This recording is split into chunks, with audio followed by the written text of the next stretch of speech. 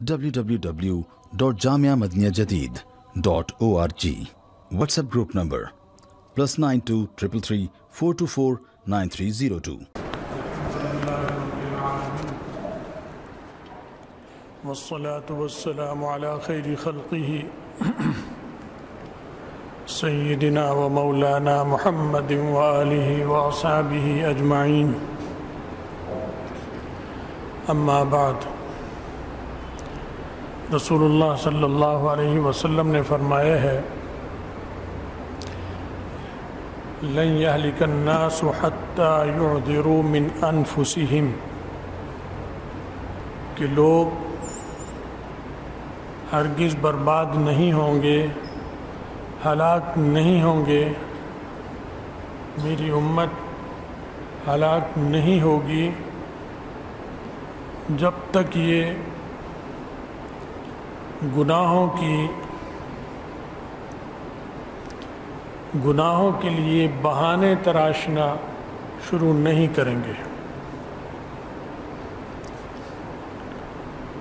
تو مطلب یہ ہوا کہ جب میری امت میں یہ بیماری عام ہو جائے گی کہ گناہ بھی کریں گے، اور اگر لوگوں کا اعتراض ہوتا ہے یا کوئی بات ہوتی ہے تو اس کے لیے بہانے بھی تراشیں گے۔ جب یہ عام ہو جائے گا تو پھر یہ امت ہلاک ہو جائے گی، پھر بربادی ہوگی، مختلف شکلوں میں ہوگی۔ اور اب جو صورتحال چل رہی ہے گزشتہ 1-1.5 صدی سے، وہ یہی ہو رہی ہے کہ گناہوں میں ہی اضافہ ہو رہا ہے، نیکیوں میں کمی ہو رہی ہے، گناہوں میں اضافہ ہو رہا ہے، اور گناہ پر چلنے کے لیے دلیلیں موجود ہیں، داڑھی موڑنے کے لیے دلیل موجود ہے، بہانے موجود ہیں، انگریزی بال بنانے کے بہانے موجود ہیں، عورت بے پرد پھرتی ہے، بہانے موجود ہیں اس کے لیے۔ یہ نہیں کہ میں گناہ گار ہوں اور چھوڑوں گی اسے یا چھوڑ دیا، نہیں، اس پہ قائم بھی رہنا ہے گناہ پر، اور اس کے لیے بہانے بھی بنانے ہیں۔ پھر اس ایک گناہ کی وجہ سے اس کا باپ بھی گناہ گار، وہ اسے بے پرد کو لاتا لے جاتا ہے، بھائی بھی لاتا لے جاتا ہے، شوہر بھی لاتا لے جاتا ہے، بیٹا بھی لاتا لے جاتا ہے، سب مبتلا ہیں، اور سب کوئی نہ کوئی بہانہ تراشتے ہیں۔ داڑھی موڑنے پہ بہانہ، لباس پہ بہانہ، سود کے بارے میں بہانہ، پوری امت سود کھاتی ہے اور اس کے لیے دلیلیں دیتی ہے، لیڈر دلیلیں دیتے ہیں، ماہرین اقتصادیات دلیل دیتے ہیں، اور ڈٹ کر اور ڈنکے کی چوٹ پہ سود کی حمایت کرتے ہیں، اور سود کی خلاف بات ہو تو ایسے کھڑے ہوتے ہیں جیسے جہاد۔ ابھی اپیلیں کی ہیں حکومت نے کہ جی یہ روکا جائے، سود باقی رہنا چاہیے۔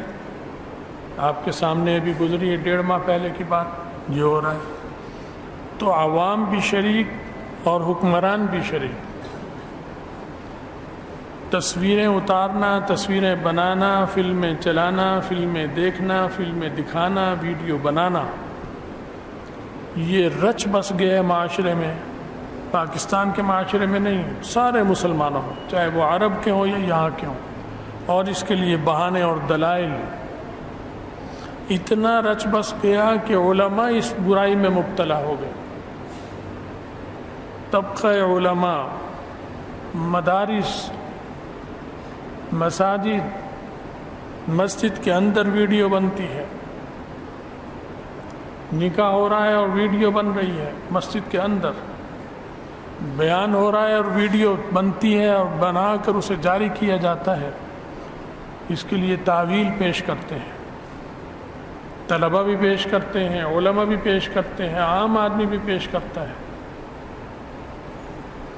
دلیلیں پیش کرتے ہیں۔ میوزک اور موسیقی حرام، اس کے لیے دلیلیں پیش کرتے ہیں۔ شراب حرام، اس کے لیے دلیل پیش کرتے ہیں، اس لیے پینی پڑتی ہے، اس لیے پینی پڑ رہی ہے۔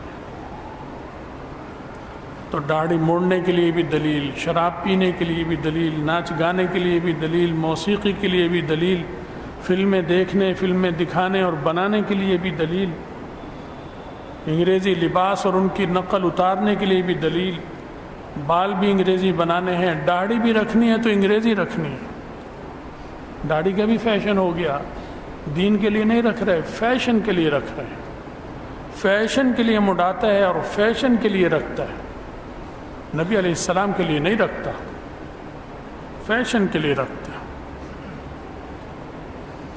فرمایا کہ جب یہ صورت ہو جائے گی کہ یہ گناہ کریں گے اور گناہ کے لیے کٹ حجتی کریں گے، دلیلیں پیش کریں گے، لولے لنگڑے بہانے تلاشیں گے، کوئی قوی دلیل نہیں ہوگی، نہ کتاب اللہ سے نہ سنت سے، اپنی طرف سے گھڑی ہوئی باتیں ہوں گی۔ اور اس پر یہ بھی مزید ہوگا کہ کوئی سمجھائے گا تو وہ برا لگے گا، انہیں سمجھانے والا برا لگے گا۔ اب ہر جمعے ہم بات کرتے ہیں آپ سے اور موقع پہ بیان کرتے ہیں، کوئی بات سمجھ نہیں آتی کہ کس موضوع پہ بات کریں، سوائے اس کے اور کون سا موضوع ہے؟ ہم بات کرتے کرتے سوچ میں پڑ جاتے ہیں، آپ سنتے سنتے تھک جاتے ہوں گے کہ پہلے یہی سنائی پھر یہی سنائی، پہلے جمعے بھی یہی بات تھی، اس جمعے بھی یہی بات تھی، اس جمعے بھی یہی بات ہے، بتائیں کیا بات کریں؟ 5 نمازیں فرض ہیں، یہ تو آپ سب جانتے ہیں، یہ بات بتاؤں؟ یہ تو سب کو پتہ ہے۔ 3 وتر واجب ہے، یہ سب کو پتہ ہے۔ رمضان کے روزے فرض ہیں، سب کو پتہ ہے، یہ بتاتا رہوں ہر جمعے؟ یا اور علماء جو ہے وہ یہی بتاتے رہیں؟ یہ تو معلوم ہے مسلمانوں کو۔ بات تو یہ ہے کہ جو ڈوب رہے ہیں، اس ڈوبنے سے نکالنے کے لیے جو چیز ضرورت ہے اس وقت، وہ کیا ہے؟ وہ گناہ جو خود ہم نے سینے سے لگا رکھا ہے۔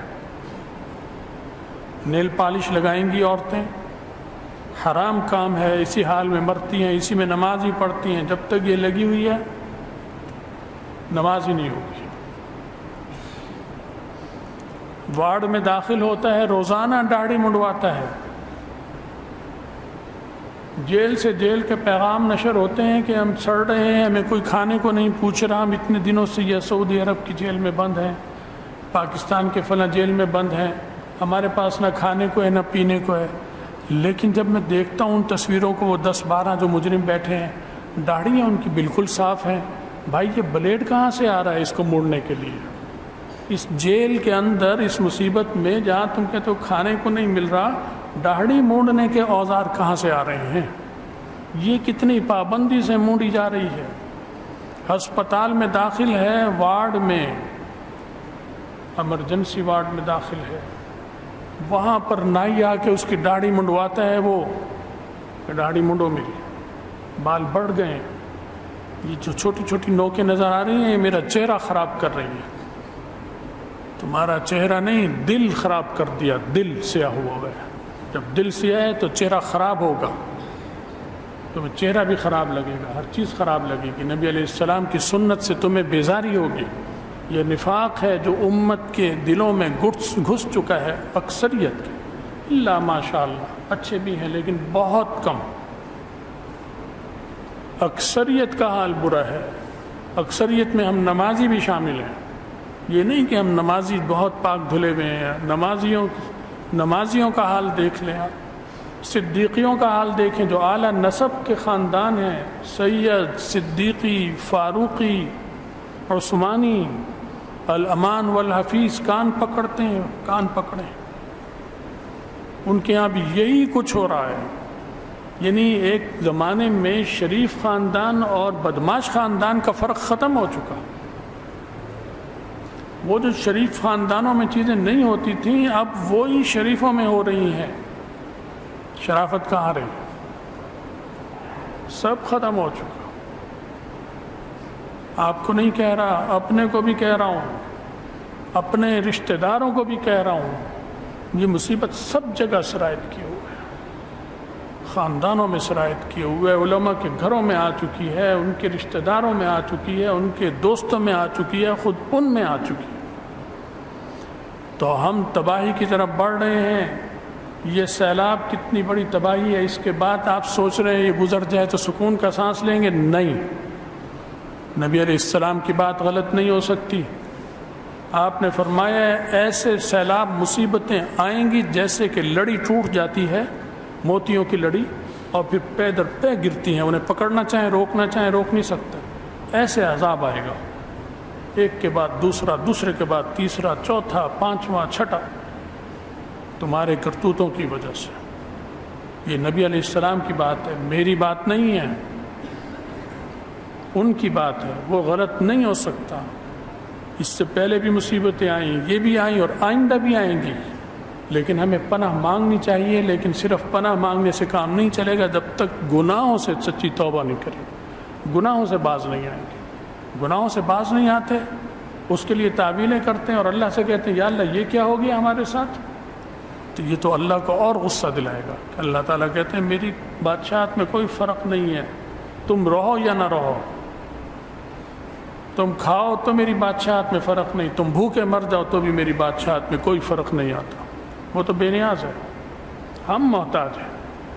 تو بیماری پھیل چکی ہے، باز آ جائے، یہ پیغام سب کے لیے ہے، مجھ سمیت سب کے لیے ہے کہ ہمیں سب کو اپنے کردار، اپنے دل کے اندر کا جائزہ لو، دل اندر سے سیاہ ہوئے ہیں ہمارے گناہوں کی وجہ سے، کھاتے حرام ہیں، پہنتے حرام ہیں، پیتے حرام ہیں، بات گناہ کی کرتے ہیں، اچھے آدمی کو مذاق اڑاتے ہیں، اس کا تمسخر کرتے ہیں، عیار اور مکار اور جھوٹا اور فریبی اسے قائد اور لیڈر سمجھتے ہیں اور اسے کہتے ہیں یہ کامیاب آدمی ہے، یہ معیار ہے ہمارا۔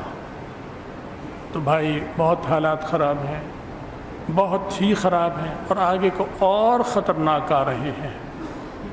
اللہ تعالی ہمیں اور آپ کو بچائے، ہمیں سچی توبہ کی توفیق عطا فرمائے، ہم سب کا خاتمہ ایمان پر فرمائے، اور آخرت میں رسول اللہ صلی اللہ علیہ وسلم کی شفاعت اور ان کے ساتھ نصیب فرمائے۔ وآخر دعوانا الحمد للہ رب العالمین۔